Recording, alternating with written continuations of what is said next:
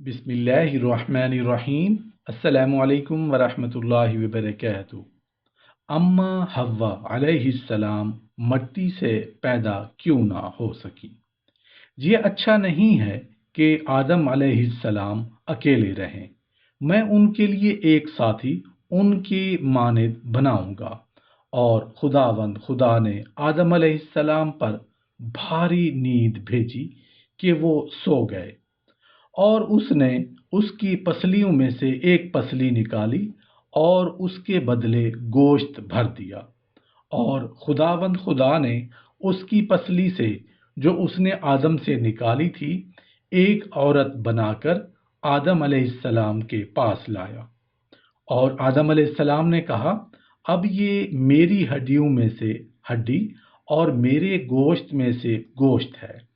इस वजह से वो नारी कहलाएगी कि वो नर से निकाली गई है। अल्लाह पाक ने हज़रत आदम अलैहिस्सलाम को तो मट्टी से बनाया, लेकिन जब अम्मा हव्वा अलैहिस्सलाम को पैदा किया तो रिवायात में आता है कि हज़रत आदम अलैहिस्सलाम की पसली से उनको निकाला गया। गोया औरत को अल्लाह ताला ने मर्द की पसली से निकाला। इसमें पूरी इंसानियत के लिए एक ज़बरदस्त मैसेज है कि ये मियाँ बीवी के दरमियान एक गहरा ताल्लुक है। हमने औरत को तुम्हारी पसली से निकाला, पाँव से इसलिए नहीं बनाया कि तुम उसे पाँव की जूती ना समझ लेना। सर से इसलिए नहीं बनाया कि तुम उसको सर पर ना बिठा लेना। हमने उसे पसली से बनाया, और यही तुम्हारे दिल के सबसे ज्यादा करीब है। लिहाजा ऐ खामन, तू अपनी बीवी को दिल के करीब रखना, तुम्हारी जिंदगी अच्छी गुजर जाएगी।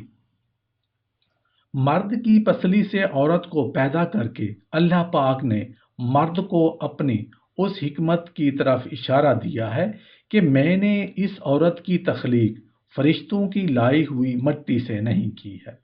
मैंने उसे तुम्हारे जिस्म के हिस्से से इसलिए निकाला कि औरत का तकद्दुस और पर्दा कायम रहे।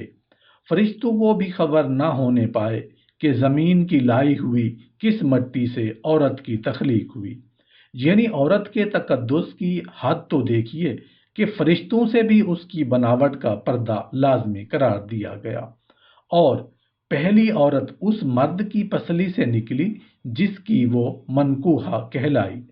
अब बात आती है कि औरत की पसली से ही क्यों निकाला?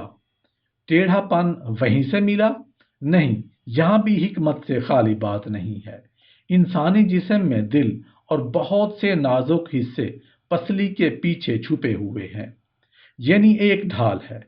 उन नाजुक हिस्सों के लिए तो अल्लाह पाक ने औरत को पसली से निकाल के ये नहीं बताया कि औरत में टेढ़ापन है, बल्कि उस औरत को पसली की तख्लीक करके ये बात समझा दी कि औरत वक्त पड़ने पर ढाल भी बन सकती है।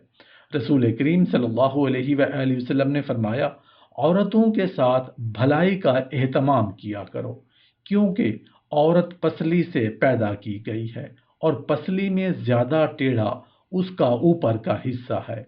इसलिए अगर तू उसे सीधा करने लगेगा तो तोड़ डालेगा, और अगर छोड़ देगा तो वो टेढ़ी ही रहेगी। लिहाजा औरतों के साथ भलाई का एहतमाम किया करो। यानी औरत की मिसाल पसली की सी है। पसली देखने में टेढ़ी है, लेकिन उसका हुस्न, उसकी सेहत उसके टेढ़ा होने में ही है। कोई पसली को सीधा करना चाहे तो वो टूट जाएगी, सीधी नहीं होगी। अब उसको पलस्तर के जरिए जोड़ना पड़ेगा। पसली का फायदा टेढ़ा होने के साथ ही उठाओ, वरना फिर टूटने की सूरत में तलाक ही है। इसलिए बीवी को 100% अपने मिजाज में ढालने की कोशिश में वक्त ज़ाय ना करो। औरत का शौहर की तबीयत के खिलाफ होना कोई ऐब नहीं, पसली के अंदर टेढ़ापन होना उसका ऐब नहीं, उसका हुस्न है। इरशाद बारी ताला है, और उनके साथ हुस्न सलूक और भले तरीके से जिंदगी बसर करो। अगर बीवी पर गुस्सा आ जाए तो कोई बात नहीं, जहां मोहब्बत होती है वहां लड़ाई भी होती है।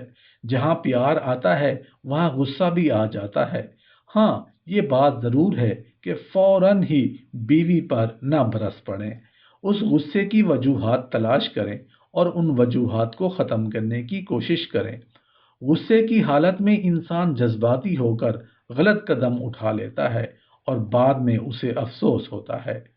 خوش مزاجی اور خوش اخلاقی بہت اعلیٰ صفات ہیں جس سے زندگی خوبصورت ہوتی ہے۔ باوقار اور نرم خو شوہر بنیے۔